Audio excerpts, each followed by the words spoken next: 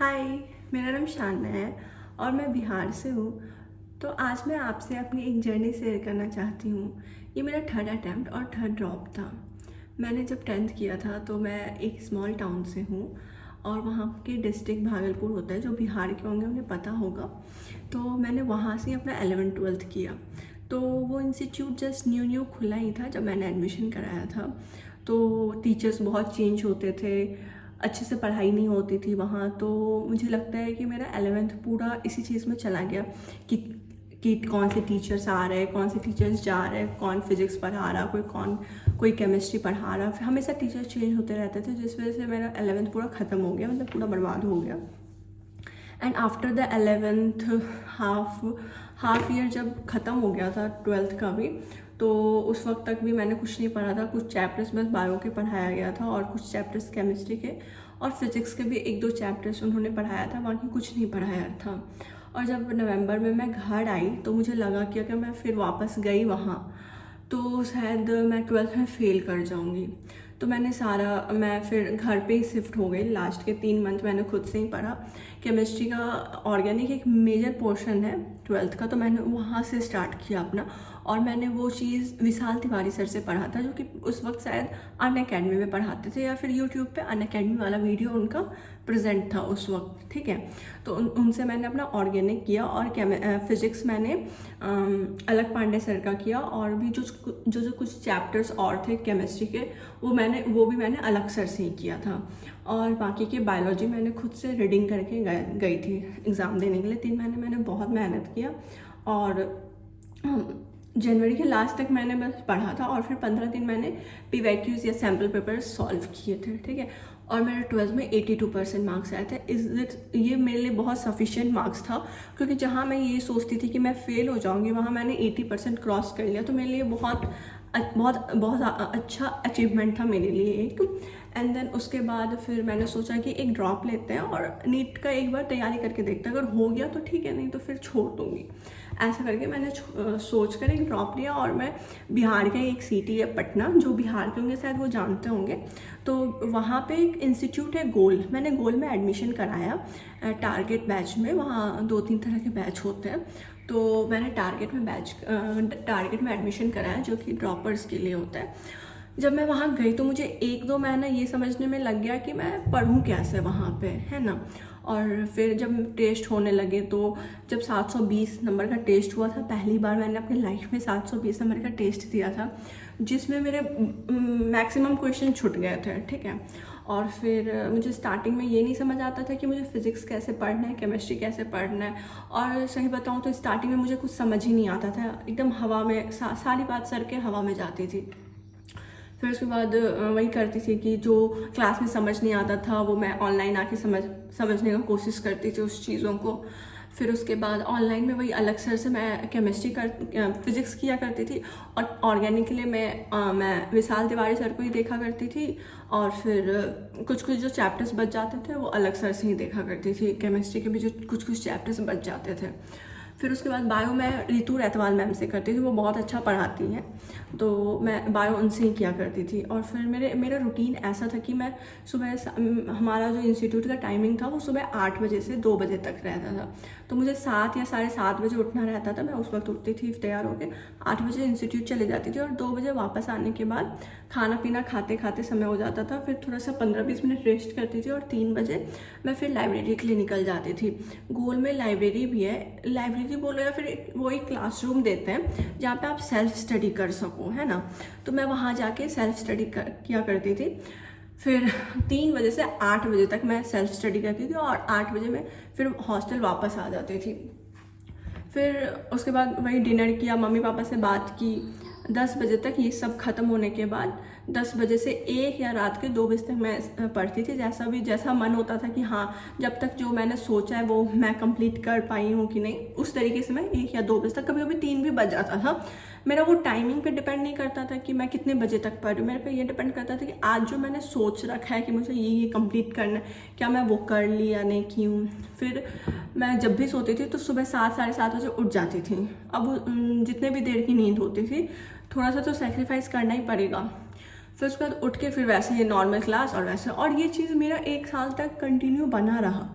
इसलिए भी बना रहा क्योंकि मैं जिस हॉस्टल में रहती थी वो मैं कंकड़बाग वाले बैच में थी, कंकड़बाग वाले ब्रांच में थी।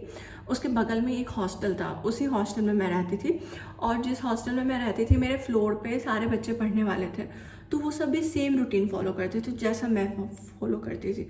जैसे जैसे कोई डिस्ट्रैक्शन का कोई कभी बात ही नहीं हुआ कि होता है ना कि आप जिसके बगल में बैठ रहे हो, आप पढ़ाई करना चाह रहे हो, वो कुछ और बोल रहे हो, तो आप उस चीज़ से डिस्ट्रैक्ट भी हो जाते हो।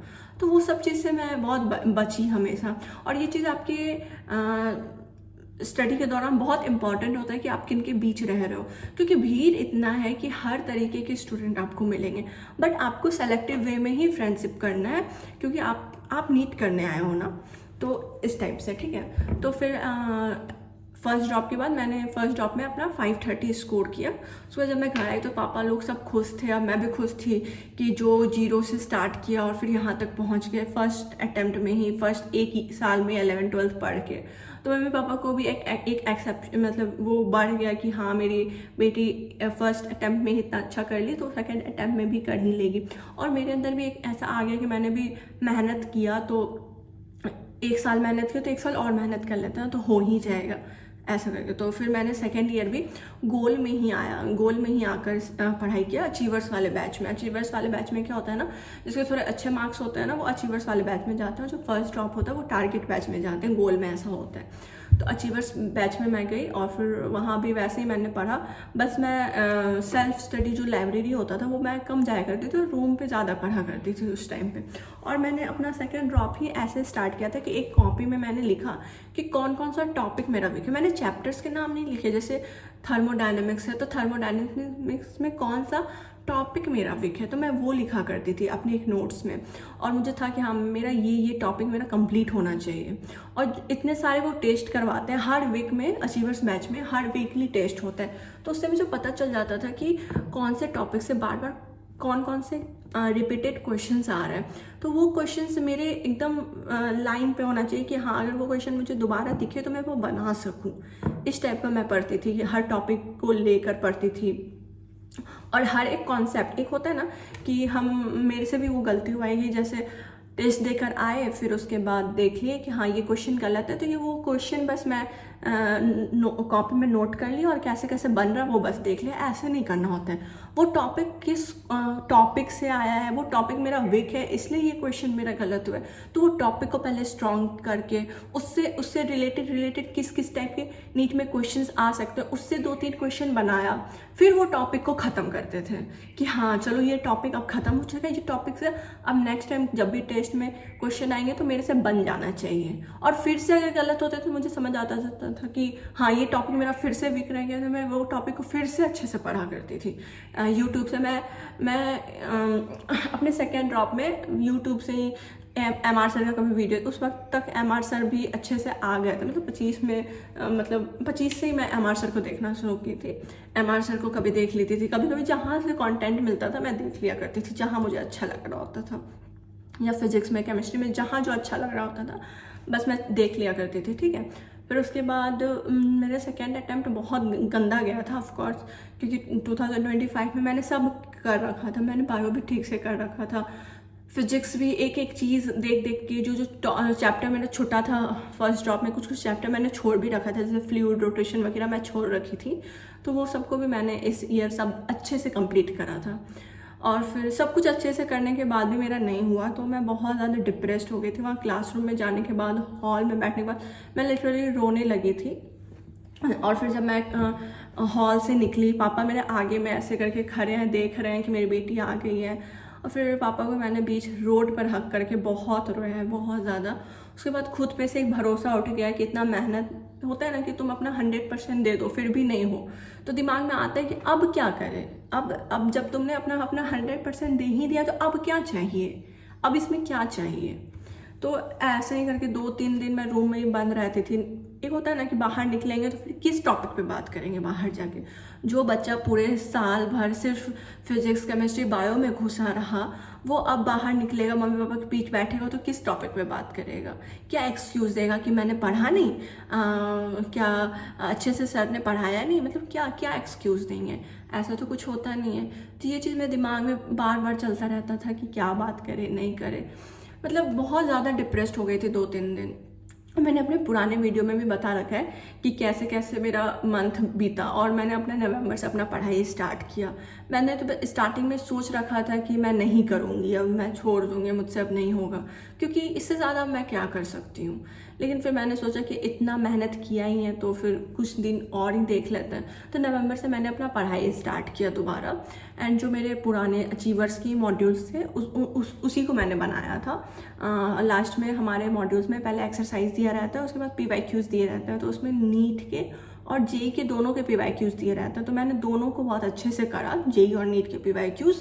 केमिस्ट्री का मैंने NCERT किया, फिजिकल और इनऑर्गेनिक, ऑर्गेनिक, मैंने तीनों का NCERT किया।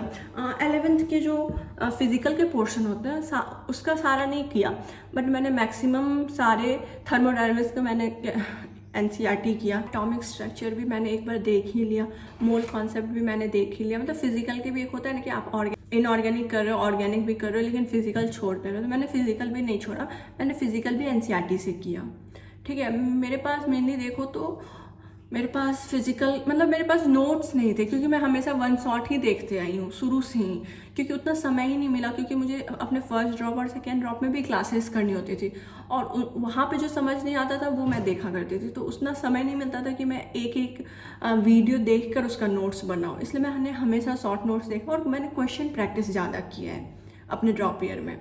और फिर मैंने 12th का फिजिकल बहुत अच्छे से किया, क्योंकि 12th का जो फिजिकल है, सॉल्यूशन, इलेक्ट्रोकेमिस्ट्री और केमिकल काइनेटिक्स, वो चैप्टर बहुत इंपॉर्टेंट होता है, उससे क्वेश्चन बहुत ज़्यादा आता है, और उसका जो केमिस्ट्री का जो NCERT का पोर्शन है ना, वो बहुत अच्छा है। तो मैं आप लोग को ये भी सजेस्ट करूँगी कि आप 11th का फिजिकल देखो या ना देखो, लेकिन 12th का फिजिकल का एक एक लाइन आपको याद होना चाहिए, क्योंकि क्या इलेक्ट्रोकेमिस्ट्री में भी जो आपका पहला वाला पेज है जहाँ पे स्पॉन्टेनियस, नॉन स्पॉन्टेनियस, और दूसरे पेज में जो तीन केस दिया हुआ है, वो सबसे भी क्वेश्चन आजकल बहुत आ रहा है। तो मैं आपको हमेशा ये कहूँगी कि आप 12th का पोर्शन का तो फिजिकल करके ही जाओ, है ना।